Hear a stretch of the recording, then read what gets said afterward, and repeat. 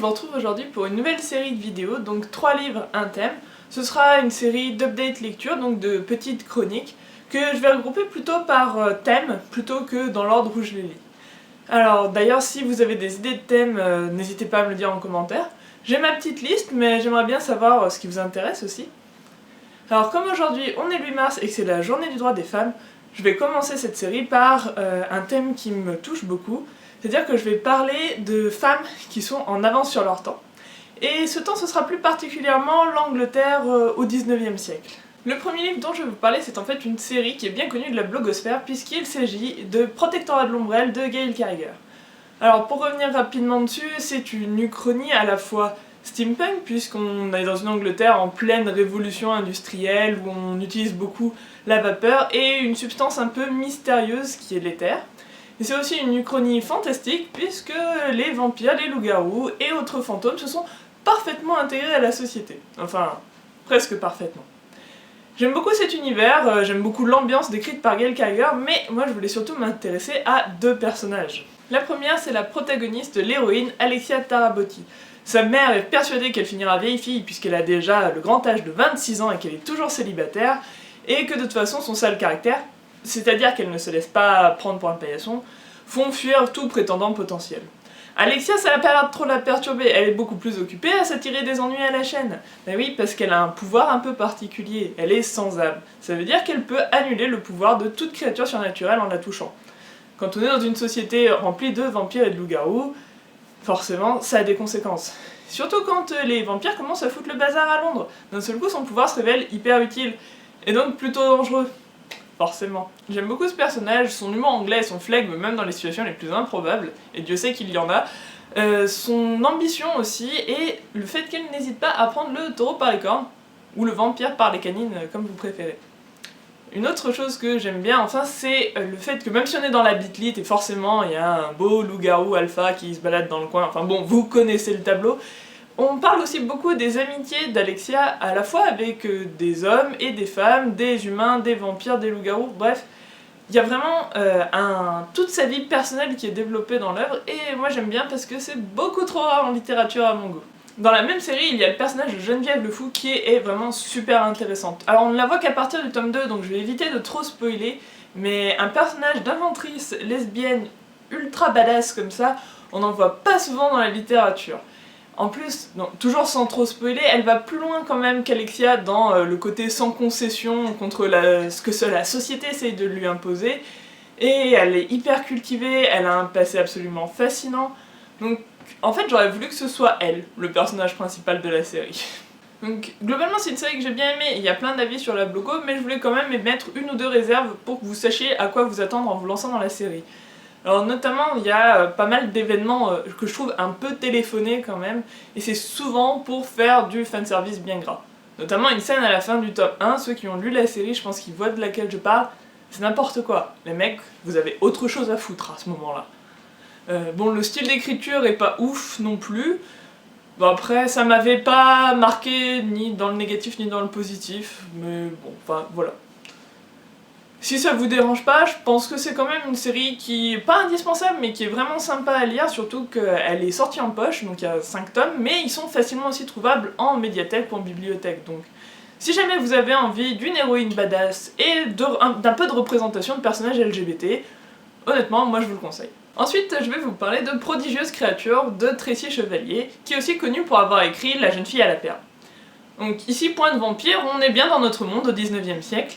On va suivre les aventures de deux personnes qui ont réellement existé, Mary Anning et Elizabeth Philpot. Donc Elizabeth Philpot, c'est une jeune femme qui est condamnée à devenir vieille fille, parce qu'elle a deux défauts rédhibitoires dans l'Angleterre de cette époque, elle manque de charme, et elle a une certaine curiosité intellectuelle. Quand on n'a pas de dot pour compenser ça, c'est mort.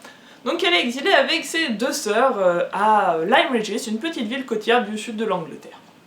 Alors pour Elisabeth, ça va pas si mal se passer finalement, puisqu'elle se découvre une passion pour les fossiles qui sont très courantes dans cet endroit, et une passion qu'elle va partager avec Marie, une petite fille pauvre qui est issue de la région, et qui a un vrai don pour découvrir les fossiles. Ça m'a vraiment intéressé d'un point de vue épistémologique d'assister à la naissance comme ça d'une nouvelle discipline scientifique. Que ce soit avec les hypothèses foreuses, les conflits avec la religion, les effets de mode, la course à la popularité, etc. J'ai trouvé que Tracy Chevalier rendait très bien l'atmosphère de l'époque et que finalement on s'attachait à Elisabeth et Marie et leur obsession pour ces gros cailloux avec des bestioles dedans. Globalement, j'ai bien aimé ce roman, le fait qu'on puisse suivre les deux points de vue, donc de Marie et d'Elisabeth, et qu'on puisse aussi les suivre sur une longue période de leur vie pour les voir évoluer. C'est sûr que si vous aimez les situations épiques et les rebondissements toutes les 2 pages, je suis pas sûre que ça va vous plaire. Et l'autre petit point noir, ça pourrait être ces 2 chapitres qui tournent autour d'une rivalité amoureuse, et honnêtement, on aurait pu s'en passer. Surtout que l'auteur le dit elle-même, ça c'est pas la réalité, c'est elle qui l'a romancé. Donc, ouais, voilà. Mais après, si vous voulez un livre quand même qui parle d'amitié féminine, qui met la science à l'honneur et les dinosaures, franchement je vous le conseille, c'est un chouette roman. Et je vous ai gardé le meilleur pour la fin. Si jamais vous me suivez sur Twitter, vous m'avez peut-être vu couiner dessus, c'est une sortie récente de chez La Talente, il s'agit de Une histoire naturelle des dragons de Mary Brennan. Dès que j'ai vu sa couverture, j'ai su que ce serait le coup de foudre entre nous. Et effectivement, c'est un méga coup de cœur. Donc qu'est-ce que ça raconte? Ce sont les mémoires de Lady Trent, une spécialiste mondialement connue pour ses recherches sur les dragons. Dans ce premier tome, elle nous raconte sa jeunesse dans le Seerland, donc une espèce de double fictif de l'Angleterre au 19e siècle, et sa première expédition dans la lointaine Vistrani, qui sont plus ou moins les Carpates, donc, où elle va aller étudier ces fameux dragons. J'ai vraiment adoré la narration choisie dans ce roman. Le point de vue de Lady Trent sur sa propre vie, c'est la petite touche qui m'a vraiment fait kiffer ma lecture. En fait, elle a vraiment le point de vue d'une naturaliste, c'est-à-dire qu'elle dissèque sa propre vie et qu'elle prend du recul face aux événements pour en tirer des conclusions. Ça lui permet d'être super drôle dans la première partie, où elle a une certaine indulgence envers ses bêtises d'enfant et sa propre naïveté de jeune femme. Il y a des passages qui m'ont juste fait hurler de rire dans le train et mes voisins m'ont un petit peu pris pour une folle.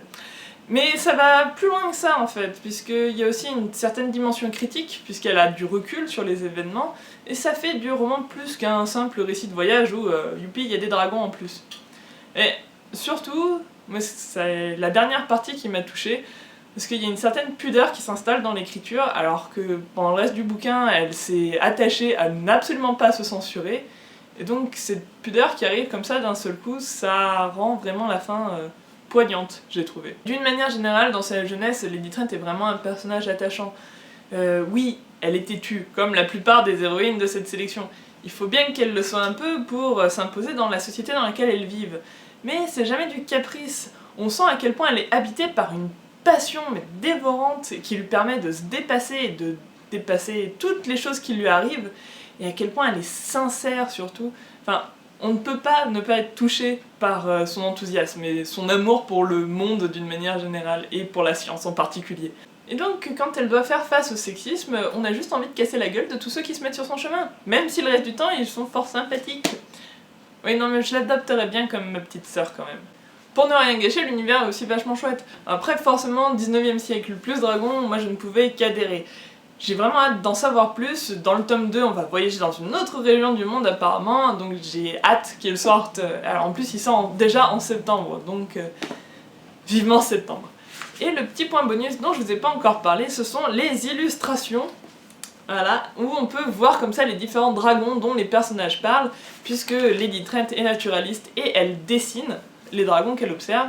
Alors, donc c'est Lady Trent fictivement, mais le vrai dessinateur c'est Lockwood, qui a fait beaucoup de choses chouettes, notamment sur Donjons et Dragons. Honnêtement, c'est un énorme coup de cœur pour moi ce roman. Si vous devez en lire qu'un sur les 3, c'est celui-là. Voilà, c'est tout pour cette vidéo, j'espère que ça vous a plu, que ça vous a donné envie de lire et que ce nouveau format vous plaît. N'hésitez pas à me dire ce que vous en pensez dans les commentaires, ou à me suggérer des romans qui pourraient rentrer dans cette sélection, parce qu'honnêtement, j'en lis jamais assez. En attendant vos retours, je vous souhaite une excellente journée, et surtout à toutes celles et ceux qui luttent pour les droits des femmes dans le monde, que ce soit par les livres ou autrement. À la prochaine fois, bye bye.